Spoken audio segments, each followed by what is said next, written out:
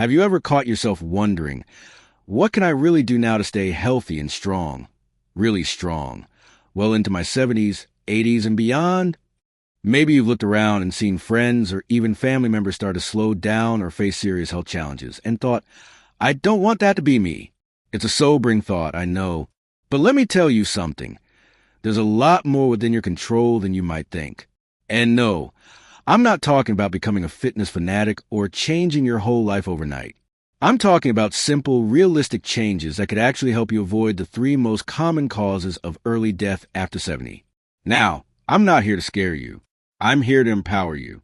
Because this stage of life, it's not the beginning of the end. It's a brand new chapter.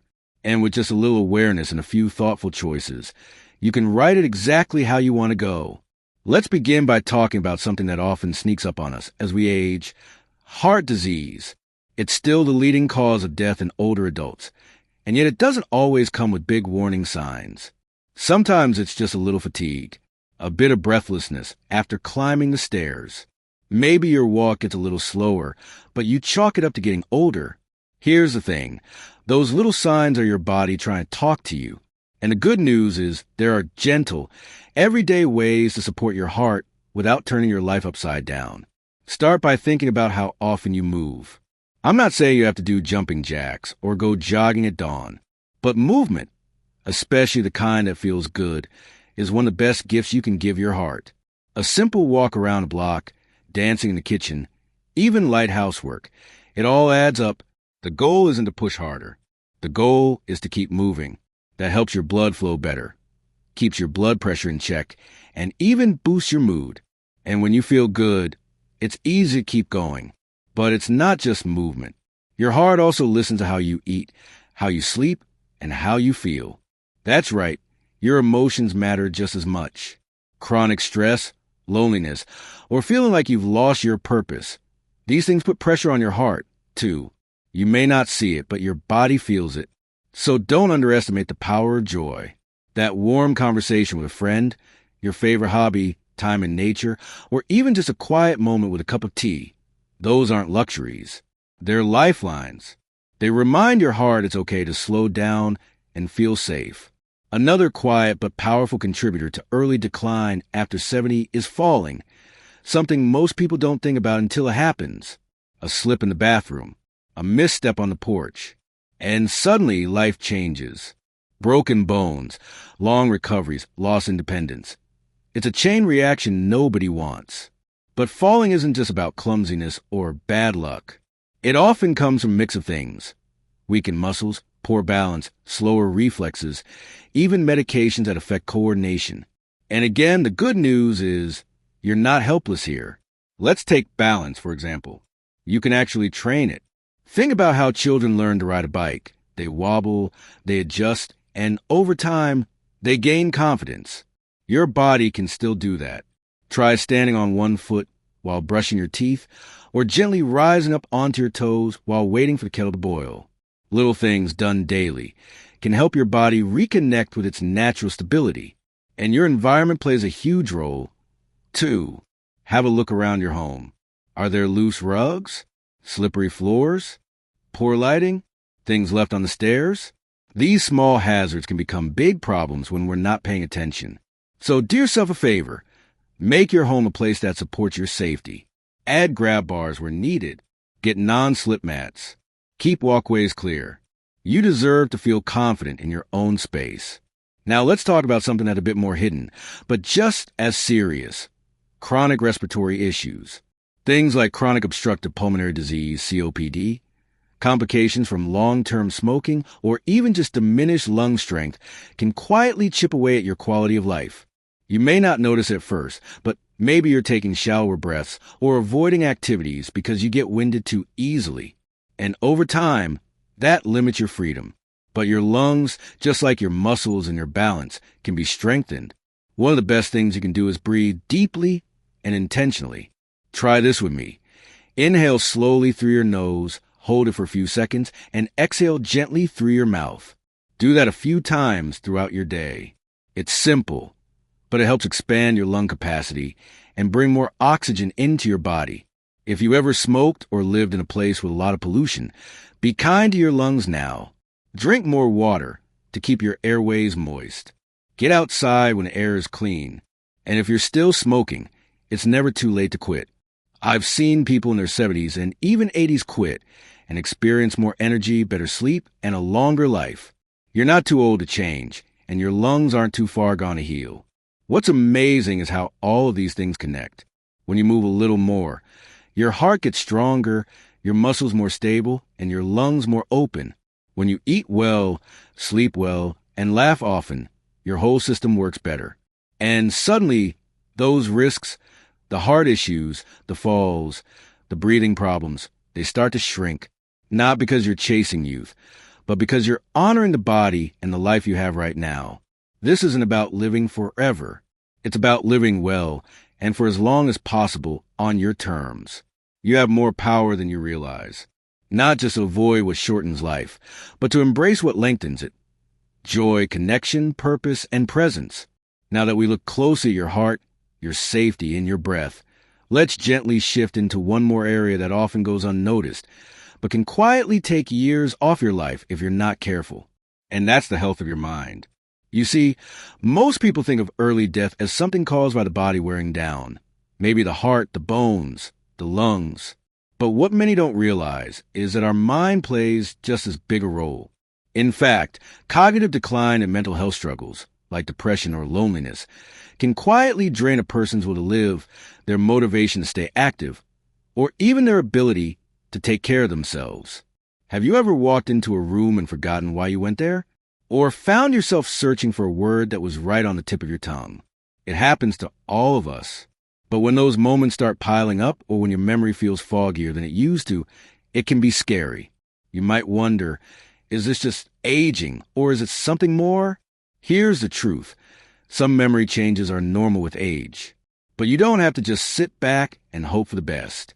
There are things you can do every single day to keep your mind sharp and clear. Your brain, just like your muscles, loves to be challenged. It wants to keep learning, keep connecting, keep growing. The moment we stop engaging it, that's when it starts to weaken. So think about how you're using your brain lately. Are you giving it new experiences? Are you learning something new? Reading? Having thoughtful conversations? Even something as simple as doing a crossword puzzle or watching a documentary about a topic you've never explored before can light up areas of your brain that haven't been used in a while. It doesn't need to be complicated. It just needs to be fresh. And don't underestimate the power of talking to people. Social connection is one of the most protective things for your brain. Just sitting down and having a heartfelt chat, whether with an old friend, a grandchild, or even a neighbor you don't know that well, those conversations feed your mind and your spirit. They help keep your brain agile, alert, and emotionally supported.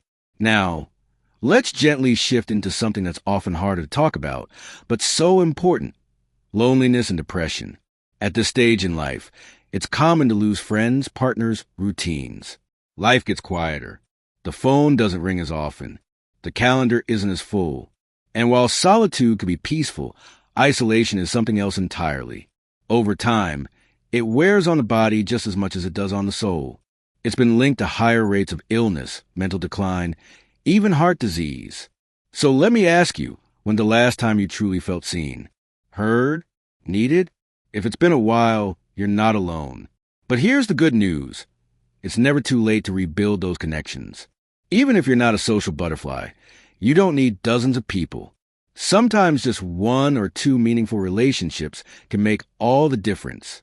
You might consider joining a book club, a walking group, or a local community center. Many of them have programs specifically for older adults, and you'd be surprised how many others are out there looking for connection, too. Or maybe it's as simple as picking up the phone and calling someone you haven't spoken to in a while. You don't need a reason to reach out. Just say, "I was thinking about you." If sadness, worry, or low energy have been hanging around more days than not, don't ignore it. Depression in older adults is often overlooked or mistaken for just getting old. But that's not what this is. Depression is not a normal part of aging. And it's okay to talk to someone about it, whether it's a counselor, a doctor, or even a trusted friend. There is help. There is hope. Because when your mind is healthy, when you're engaged, connected, and emotionally supported, everything else works better, too. You're more likely to get up and move, to eat better, to sleep well, to take care of yourself. It's all linked. Speaking of sleep, let's pause here for a moment and talk about rest. Sleep often becomes more elusive as we get older. Maybe you find yourself waking up in the middle of the night, or rising before the sun even has a chance to peek through the curtains. Poor sleep might seem harmless, but over time, it quietly chips away at your health, physically and mentally. When we don't sleep well, the body doesn't heal. The brain doesn't clear out toxins. Our memory and focus suffer. Our mood dips. And over time, the risk of heart problems, strokes, or even accidents goes up. So what can you do about it? Start with your evenings. Try to create a calming wind-down routine. No bright screens, no late caffeine. Maybe light a candle, take a warm bath, or read something soothing. Your body thrives on rhythm. So the more consistent your sleep schedule, the better your body will respond. You deserve deep, restful sleep, not just for energy, but for life itself. We've touched on some heavy topics, haven't we? Heart health, falling, breathing, memory, loneliness, sleep. But here's the beautiful thing. You don't have to tackle everything at once. You don't need to fix it all overnight. Each small step you take, each moment of awareness, each new habit, each time you choose connection over isolation, that's you adding days to your life and life to your days. Your body, your mind, your spirit, they've carried you through so much, through love and loss, through seasons of joy and challenge. They are worthy of care, attention, and kindness, not out of fear of death, but in celebration of life. And as we keep going, there's one more important piece of the puzzle we need to talk about, one that often hides in plain sight, yet affects nearly everything else we've discussed so far, and that piece is inflammation. Now, you might not think about inflammation very often. It's not something you can always feel or see like a cough or a bruise, but it's there, sometimes quietly simmering beneath the surface, sometimes flaring up without warning. And when it goes unchecked for too long, it can be one of the most damaging forces inside the body. Inflammation has been linked to just about every major cause of early death: heart disease, stroke, certain cancers, Alzheimer's, even diabetes.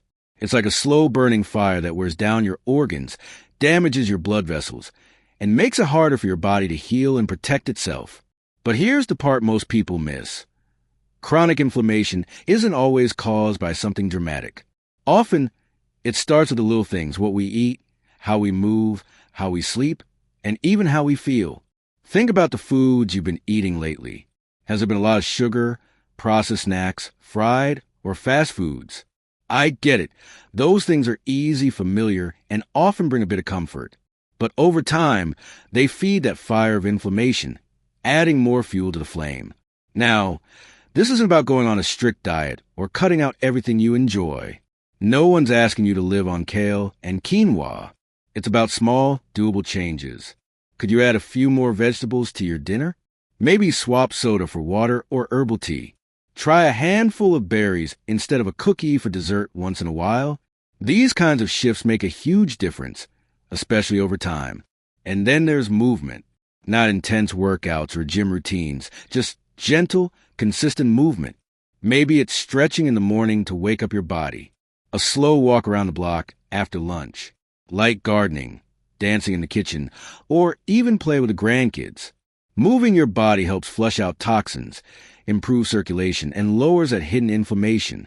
Stress, too, plays a sneaky role.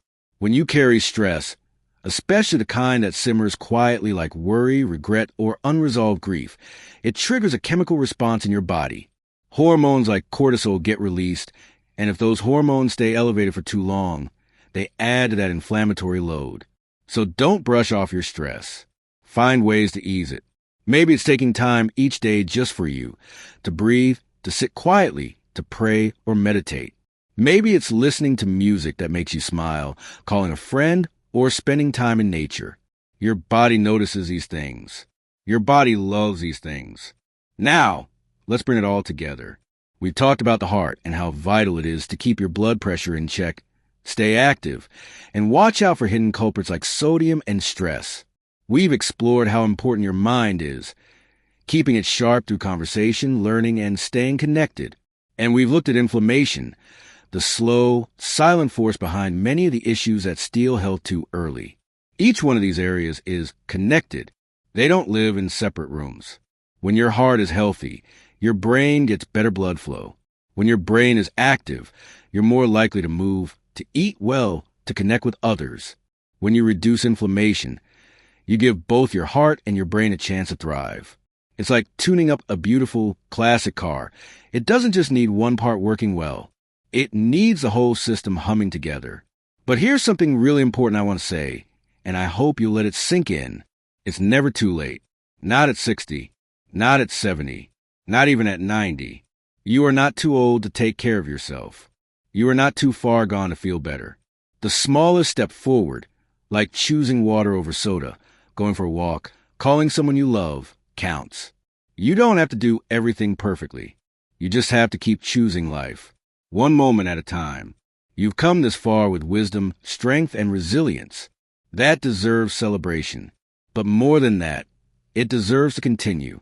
You deserve to wake up with energy, to move without pain, to feel sharp and steady in your thoughts. You deserve connection, peace, laughter, and good days ahead. And yes, you absolutely have the power to protect yourself from the most common causes of early death. Not with fear or stress, but with love and awareness. So, if you're watching this and thinking, where do I begin? Just start with one thing. One small thing. Drink a little more water. Go for a gentle walk. Call your daughter or your old neighbor. Eat a few blueberries. Go to bed 15 minutes earlier. Just one thing today, and then another tomorrow. You'll be amazed at how those small changes start adding up. How you start feeling stronger, more clear, more alive. And if this message touched you, if it made you reflect, encourage you, or even reminded you of something you already knew deep down, please take a second to leave a comment. I'd love to hear what resonated with you. Maybe share what your first step will be. You never know who your story might inspire. And of course, if you found this helpful, go ahead and like this video and hit that subscribe button. We're building a warm, encouraging space here for people like you, people who still have so much life to live and so much wisdom to share.